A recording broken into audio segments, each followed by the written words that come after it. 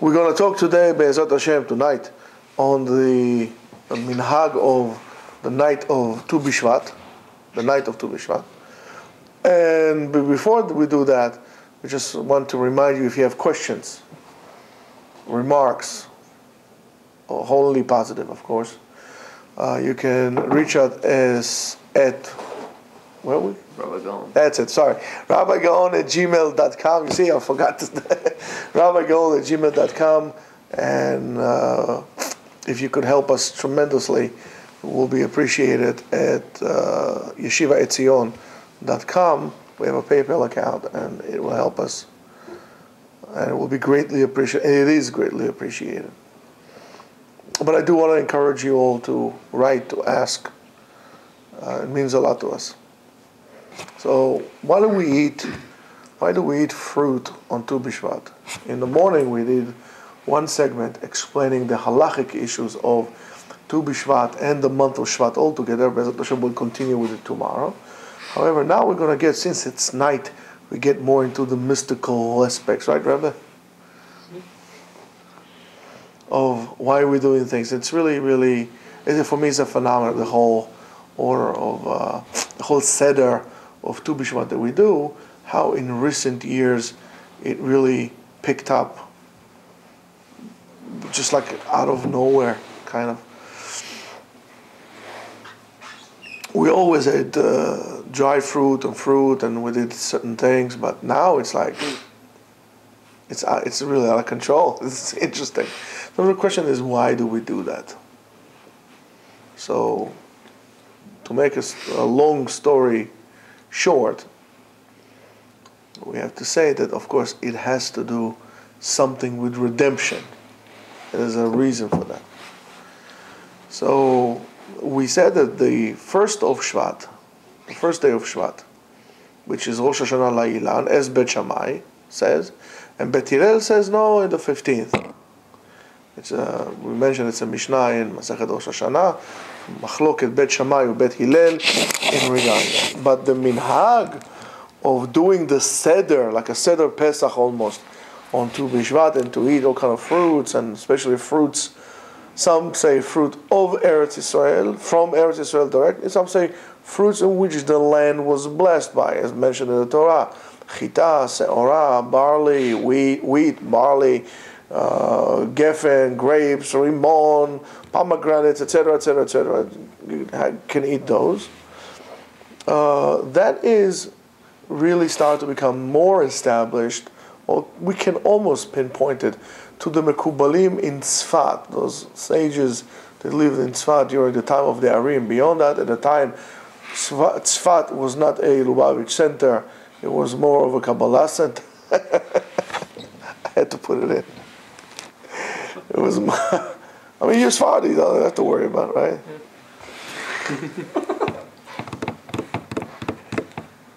You want a dollar? I give you Rebbe dollars. I give them up. You have? Oh, okay. You give up $5. So at the time, Tzfat was a center. At the time, Tzfat was the center of Kabbalah, and all of those rituals, many rituals that we do today, were generated and were done at the time. What is interesting to me is how sometimes it became, something that was very mystical became something that everybody does, and they forget why, and it's just like a thing that we do, nobody knows why, and so on and so forth. There's a lot of the stuff, it comes from two different Sfarim. One is the Bnei Sachar, it talks about those things, but really the source for that is Sefer, it's called Sefer Chemdat Yamim. It's a 4-volume book written by, according to, it's really not known who wrote it, but some authorities say that Yaakov Israel Al-Ghazi wrote it.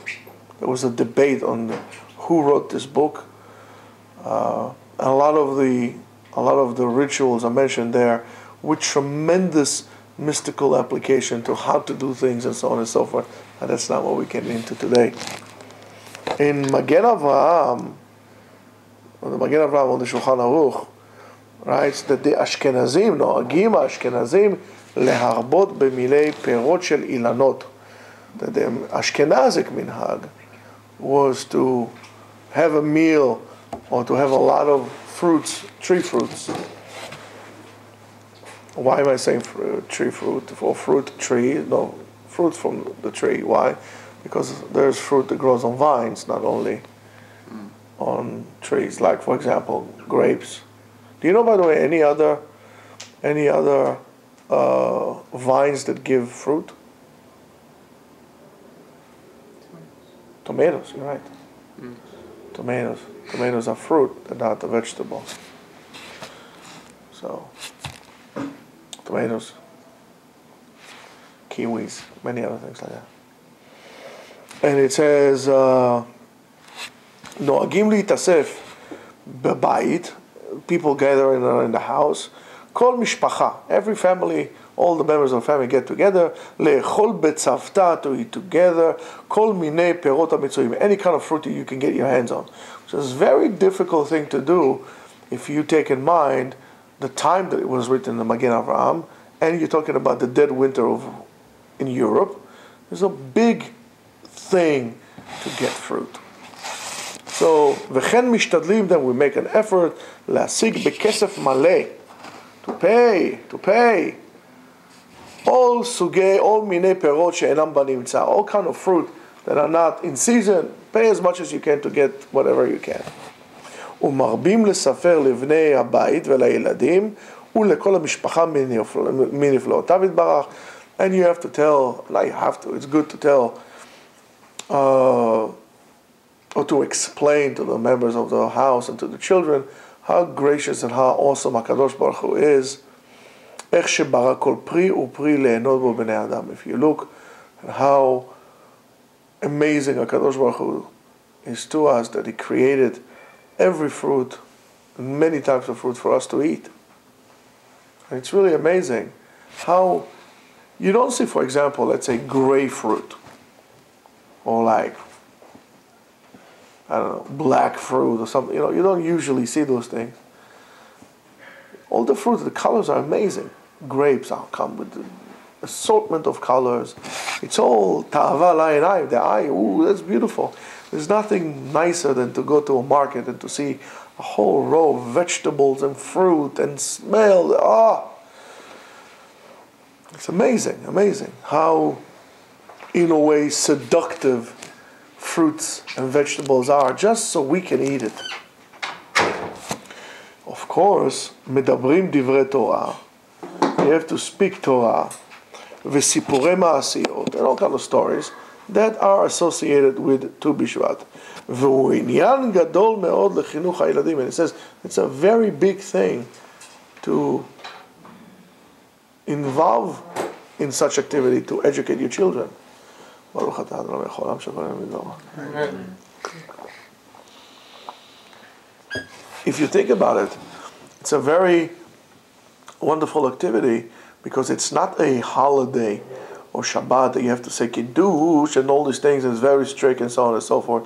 Here you sit down, you eat. It's a tremendous opportunity for the family to sit together and to enjoy and to tell stories. These are the things that the children listen more than stories you tell them. So sometimes sit down and learn the Gemara and so on and so forth. My kids remember stories that I told them, all kind of like, fairy tale, not fairy tales, like all kind of like, legends and stuff like this that I told them. Needless to say that I heard them from my father and my grandfather, because that's what I remember. And they remember that as well. So it's a wonderful thing to do. People who are really want to elevate themselves to a higher level, they find a person who is a great person of that generation, and they gather a table, they set a table with all kind of fruits that you can get your hand on, whether it's in season or off season, and you sing great songs of praises to HaKadosh Baruch Hu, togetherness. Now you see how wonderful it is, and it's completely different than what we're doing today. completely different than what we're doing today. We don't do that stuff anymore. והצדיקים אומרים תורה, כל הפסוקים השייכים לאילנות ומעלות ובשבט, and those תלמידי חכמים say different psukim that are associated and different דברי Torah that are associated, whether it's חלב חיטים יזביח או תחת התפוח או רעתיך and so on and so forth, you know, אשתך כגפן פוריה and all those beautiful psukim, and they said Rashut, it becomes a Torah event. Excuse me, it's a wonderful Torah event. שהוא, and this is the because it's ראש חודש לאילנות, אשרי מי שיסתופף בצילם ונהנה מזיו השכינה שעליהם. Lucky is the person who gets to experience such a thing. We don't. We're busy. We are busy being busy. So therefore the question is, why the Chachmei Kabbalah, all the Mekubalim, give such a great significance to the Seder of Tu B'Shvat, to this event that we do in Tu B'Shvat?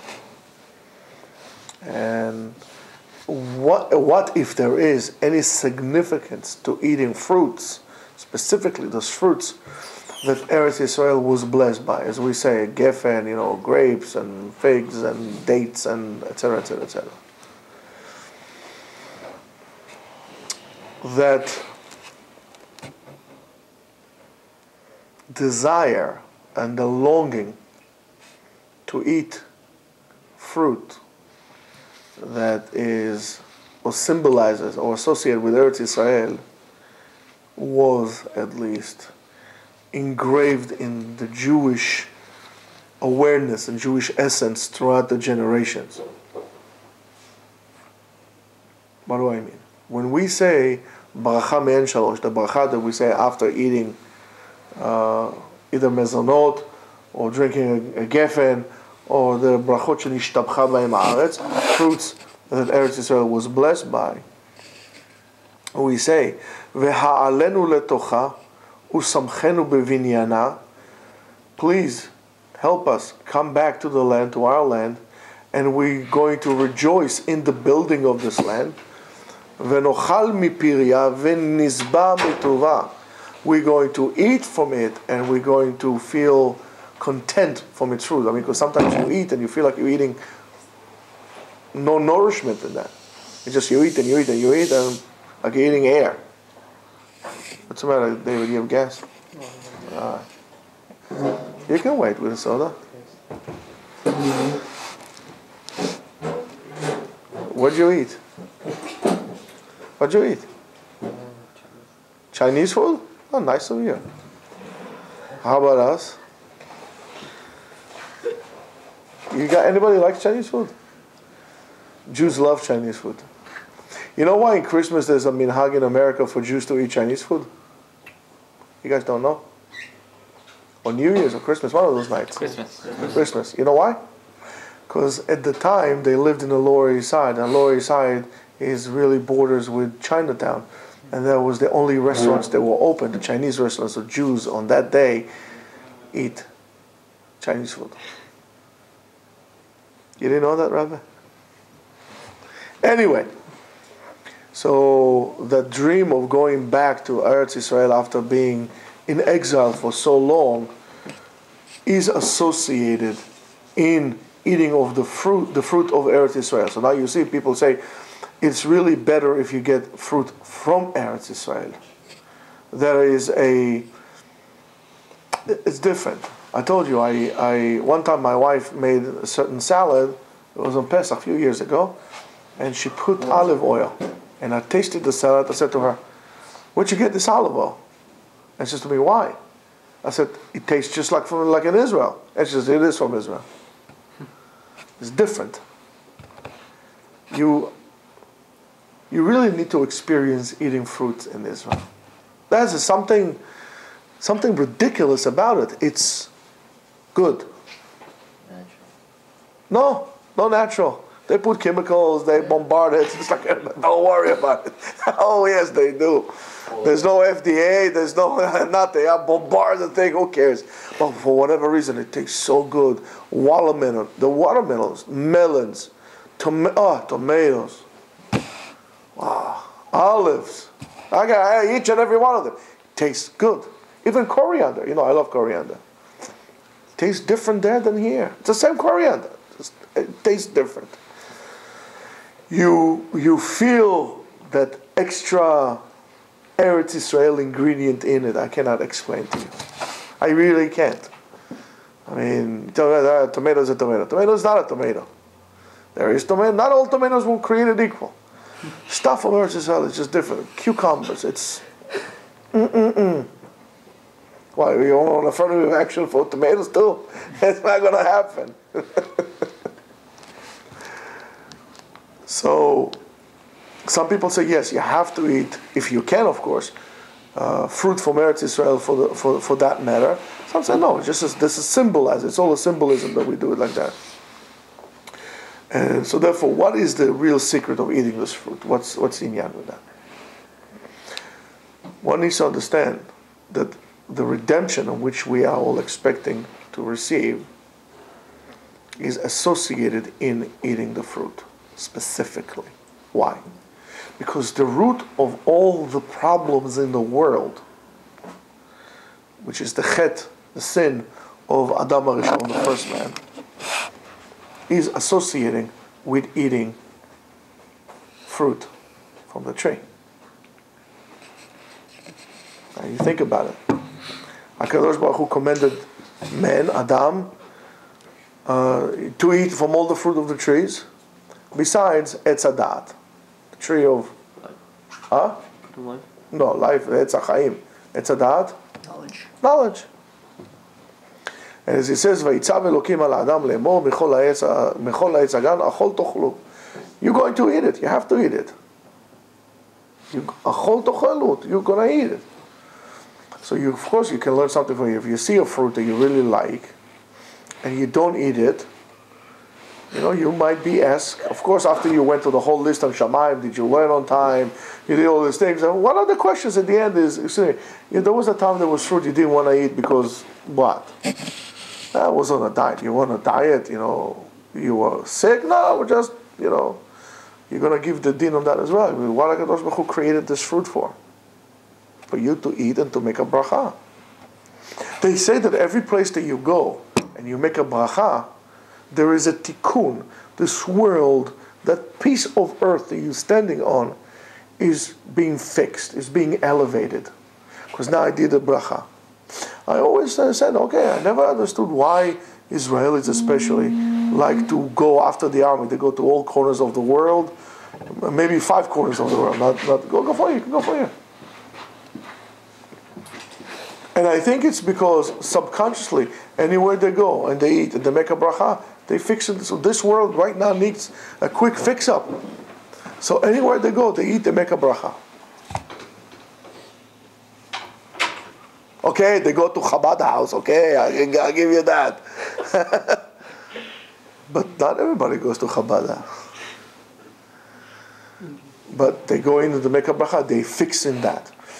I'm eating something, I'm fixing it. Now think about it very carefully now. If you eat without making a bracha, in a way, to a small scale, you are, in a way, contributing to the sin of Adam HaRishon. You sinned with that. How are you going to fix it? What are you going to do? You're going to believe in Jesus? What are you going to do? He didn't die for your sins. Custer died for the Indian sins. But, what are you going to do? You're going to fix it. Since you have the ability to destroy, you have the ability to fix. So Adam HaRishon sinned with eating, with food. We're going to fix it. And it is therefore our obligation to fix it. That's why you need to be careful to say bracha rishona, first bracha. And when you're done eating, you say bracha acharona. Kabbalistically speaking, I am initiating the process of refining this food as well by eating it and making it a part of myself. When I make the bracha, I initiated that fix-up. It's not just eating. It's also physical eating. It's also spiritual eating. Now I ate the fruit became a part of me. I assorted the good from the bad. It became a part of me. Now it became a part of me. I have the power to do more mitzvot. Now I elevated that fruit from a fruit to a person. Now he became a part of me. What my body cannot fix, or my body does not need, goes out of my body and becomes tameh. Why? Because there's no purpose for that. The way to fix that impurity that comes out of my body is to put it in the ground and so on and so forth, because the ground is the ultimate filter that cleans everything out. So when I say bracha acharona, when I make the last bracha, I finish or declare that I finish the external process, and now everything is internal. So it's very important to say, just as important to say bracha acharona as is to say bracha rishona. So one needs to have this in mind. And every time we do what we commanded not to do, instead of doing what we're supposed to be doing, we are repeating the chet, the pattern of sin, not the same sin, but the pattern of sin from Adam HaRishon. The patterns are identical. And it don't be so, impressed with yourself that you have internet and Twitters and all kind of other, Merain Bishin, all kind of like time wasters. And you think that you're so advanced. The same pattern, exists. The same patterns of behavior, the same patterns of mistakes happen then that happen today. So when HaKadosh Baruch Hu tells us, eat from this and don't eat from that, and then we choose to eat from this, we repeat the same pattern of Adam HaRishon. The sin gets engraved into us, and we never break the chain. The chain needs to break with us. And how do we do that? We're having an awareness, and we eat for a purpose. Eating for a purpose. Not eating for boredom. If you do eat for a purpose, you're going to lose weight. Because your body will take what it needs, and it's going to be a spiritual activity, not a out of control activity associated with the body only. So, the first sin of Adam and Chava, there is a machloket. What did they eat? Everybody said, they ate an apple. Maybe they ate an apple. Maybe they didn't. It's water, not vodka. Why is water not vodka? According to Rabbi Yehuda, in the Gemara, Etz Hadat was wheat. And he says, Ilan she'achal mimeno Adam HaRishon, right, the tree in which Adam HaRishon ate, Rabbi Yehuda omer, chita hayta. It was wheat. Why? שאין התינוק יודע לקרוא אבא ואמא עד שאיתם טעם דגן. The Gemara in Masechet Brachot Daf Mem, until he eats wheat, listen, that's what the Gemara says, until he eats to eat wheat, he tastes wheat, he doesn't start talking. He says, Ayala Davar, it's a proof from here, that until the chet, he gets dat now, he can speak. So the chet was that they ate from Etz Hadat. What was Etz Hadat? Wheat. There's another explanation that gives a perush for this midrash. It says that it seems to us that the sin of Adam HaRishon, it wasn't just with the wheat. However, it affected wheat more than anything else. Why? Because before the chet of Adam HaRishon, the wheat was like a tree. Because it says, Chazal, according to Chazal, to the word of Rabbi Yehuda, right? It said, it was like a tree, Etz Hadat. But because of the chet, nitkalkela chita, the chita was blemished, and it went down to the current state of what it is now. Go see what.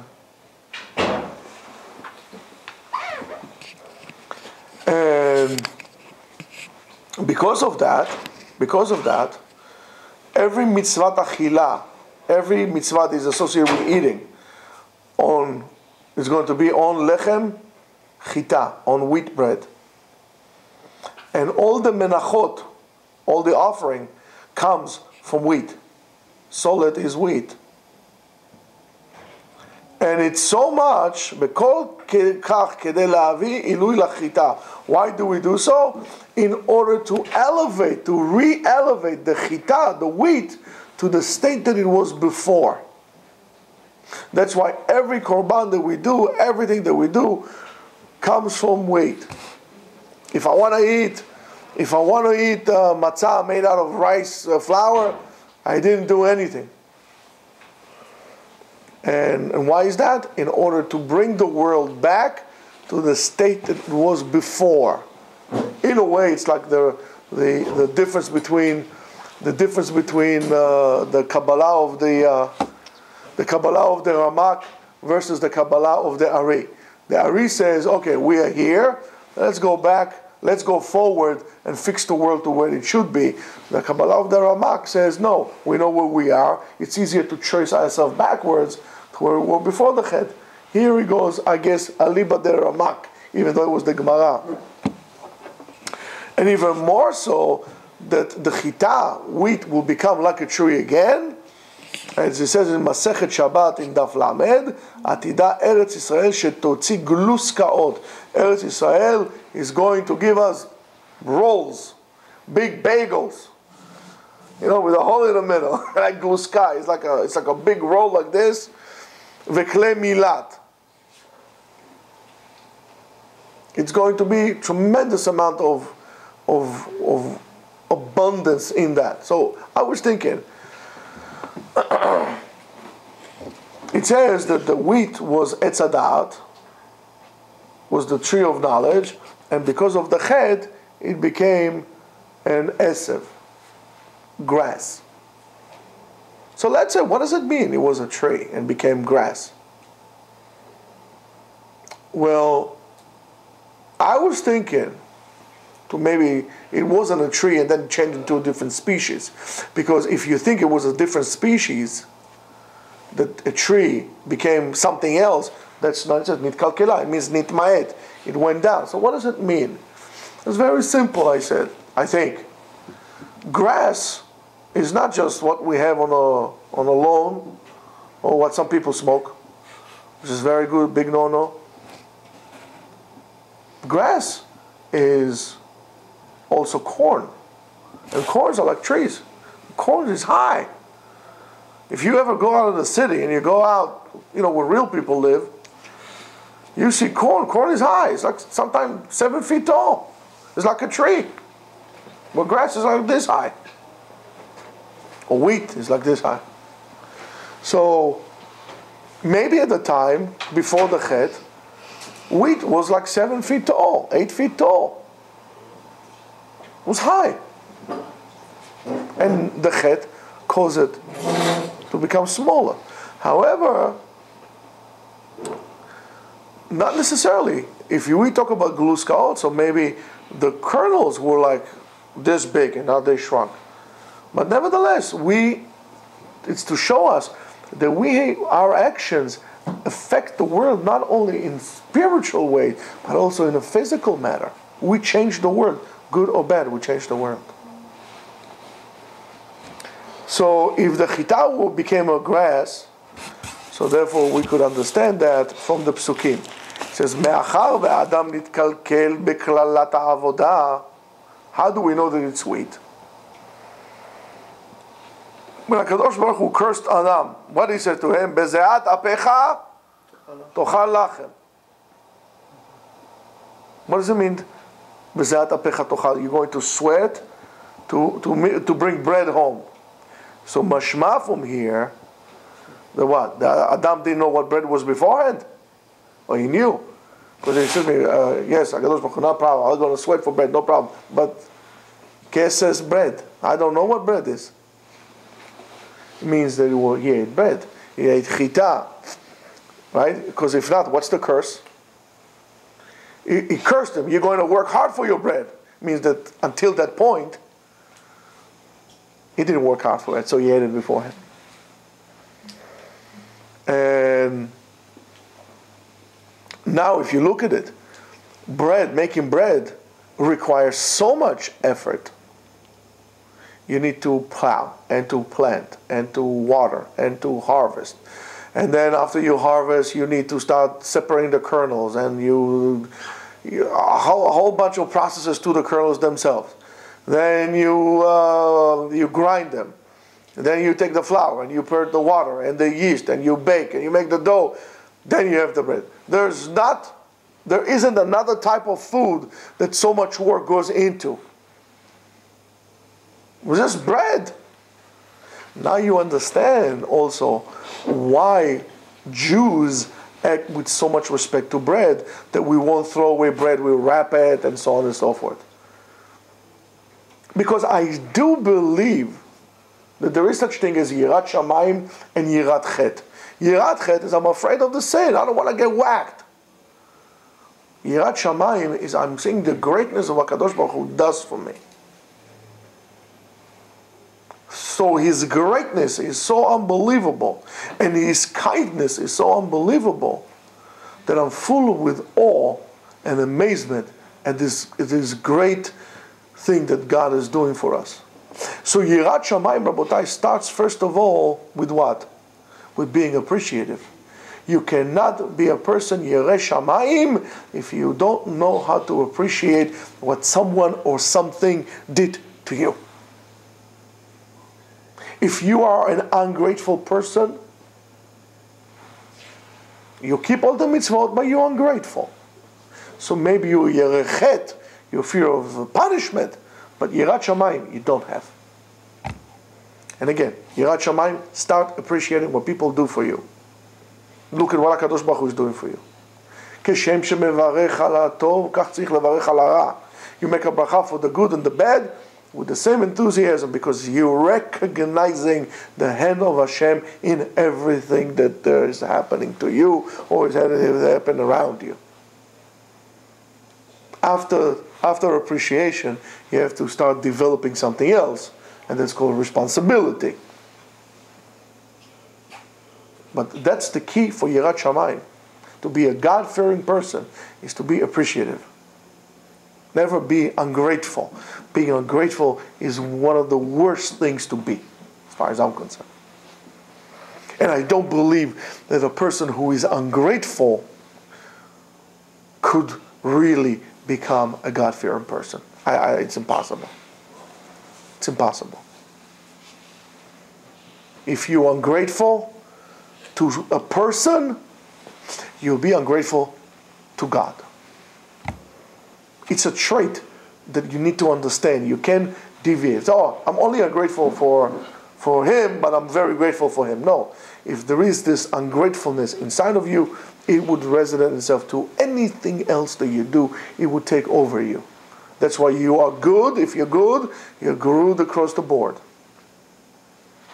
Even to people who weren't nice to you. You're just being good. That's your choice how to behave.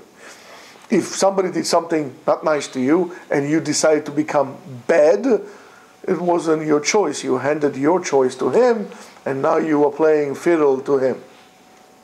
You're not in control of your situation. You can appreciate it. You're not careful. You're not aware. You're going to make an avera. You're going to sin. That's the way it works. That's the way it works. So, before the chet, you could almost like take bread from the tree. It was easy. Not that the trees were making bread, whole wheat. But it was easy. Now you have to work hard. According to the Midrash, le'atid lavo itgadlu gluskaot. There's going to be, bagels and no cream cheese. I have stomachache from that. You had bagels or rolls. It's not that the trees are going to make rolls. Don't be fools. But it's going to be so easy. It's not so hard. Right now it's hard. But one day a year, and this is a very good ratio to keep in mind. How many days in a year? 65.24. 365, call it. 365 days. 364 days, you need to look forward only. From here, from where I am, forward. One day a year, you're allowed to embark on the past and live the glory days of the past. One day a year. So out of your daydreaming, one portion of 365, you're allowed to think about the past and how good it was. 364 portions of it is from here forward. I don't care, the past happened already. But we give it to you one portion. And that is Tu Bishvat, when we are rejoicing on the lost Gan Eden Avud. That's the same bracha that we make in Chatan veKala. Right? In Chatan and Kala we make the bracha that you should bless them as much as you blessed your creation, Migan Eden Mikedem. Nothing was in the east. In Gan Eden, that was before the sin. So one day a year, we're reminiscing on the past. And that day, we leave the bread, and we do the tzivui, the original one of eating perot. That's why we eat a lot of fruit on Tu Bishvat. And of course, we said the bracha. The way to do it, you can find in Sefer Chemdat Yamim or in Sefer Moed Lekol Chai of Rav Chaim Palachi. The Ben Ish Chai brings it also. The right way to do it is after Birkat Hamazon. After Birkat Hamazon. Now minhag sheli is my minhag. After Birkat Hamazon, you made your Saudah, Birkat Hamazon. You bring all the stuff to the table, and now you make a bracha. The reason is because now I'm making a tikkun. I'm making a tikkun, I'm making a bracha on something in which I sinned on. So I'm taking it and I'm reversing it. Which is a very good lesson to remember if a person did an avera, and everybody does one. So on what you messed up, it's your obligation to clean up. And the cleanup is done by now we're doing, instead of bad things, we're doing good things. So, and this is the importance, as we said, of eating fruit on Tu Bishvat. And the reason, the whole purpose of the Seder is really to be metaken, to fix up at all the achilot of the Shana, everything that we ate during the year that wasn't good, and to bring us for even one day to the Olam, to the world as it was before that. Rav Tzadok Milublin wrote, "V'al ken hazman b'Shvat." On Shvat is the time to fix all the achilot, all the food, all the meals that we ate that were from the Sitra Achara, from the other side. The Tov v'lo yeh irbu v'ra chaz v'shalom. It's not, we don't want to mix good and bad. So this is the tikkun to fix up everything that we ate before, because now we're eating mamash l'shem mitzvah. And therefore, minhag Yisrael lit'om b'yom ze miperot ha'elan la'achnis kedusha b'chol ha'elanot. We eat, we make a bracha, and that, if you listen to the shiur we did earlier, it would make sense. Why is this like that? So now you're putting the bracha from this point and on to all the ilanot, to all the trees. I don't want to get into it too much. And there is another minhag that after 2,000 years of being in exile, they did a minhag. Tu Bishvat is actually to plant trees. Because what happened, most of the mountain region in Israel was covered with what is so-called Mediterranean forest. If you want to see what it was like in Greece. However, the Romans chopped a lot of trees. After them, they used trees to a large extent. During the Ottoman Empire, they used a lot of the trees for making coal for their train. They went all the way from Cairo to Paris and to Istanbul and all these places. And whatever was left from these trees, the Bedouin goat ate. So a sign of rejuvenation of the land is to go to Israel during this time and to plant a tree that it symbolizes the return of Am Yisrael to its land. However, therefore, Be'ezrat Hashem, when you go to Israel one way or another, hopefully sooner than later, please do yourself a favor, plant something in the land. Of course, if it's not in Shnat Shemitah, plant a tree in the land and make your little effort to rejuvenate this land, to make it fertile the way it was. Eretz Yisrael is ridiculous in terms of the things that grow there. It's really unbelievable. But it's a wonderful minhag. It's a wonderful thing to do. Be'ezrat Hashem, tomorrow morning we're going to expand further on that, and we explain from where we left in the morning. But this was more of a Kabbalistic aspect. There is a reason why we eat certain fruits, but maybe we'll bring this tomorrow. We have to pray Arvit now. I just again want to remind you, if you have any questions, you can get us at rabbigaon@gmail.com. And if you want to donate to us and help us out in the effort that we do here, is at yeshivaetzion.com, and go to the PayPal section. And God bless you all, and HaKadosh Baruch Hu would help us fix what needs to be fixed, and will bring us all to the land. Amen.